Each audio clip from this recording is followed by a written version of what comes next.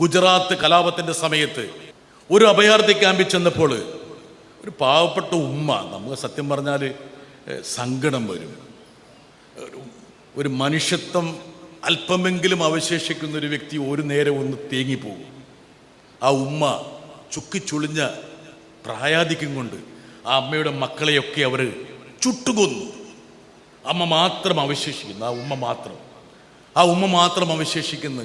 അദ്ദേഹം ആ ഉമ്മ അഭയാർത്ഥി ക്യാമ്പിൽ ഞങ്ങൾ മാധ്യമപ്രവർത്തകർ വന്നപ്പോൾ ഞങ്ങളോട് അവരുടെ കഥനകഥകൾ പറഞ്ഞു. അതിനുശേഷം ഞാനിങ്ങനെ കടന്നു പോകുന്ന സമയത്ത് ആ ഉമ്മ എൻ്റെ കൈ പിടിച്ചിട്ട് ചോദിച്ചു, മോനെ എവിടെ നിന്നാണെന്ന് ചോദിച്ചു. അപ്പം ഞാൻ പറഞ്ഞു, ഉമ്മ ഞാൻ കേരളത്തിൽ നിന്നാണെന്ന് പറഞ്ഞു.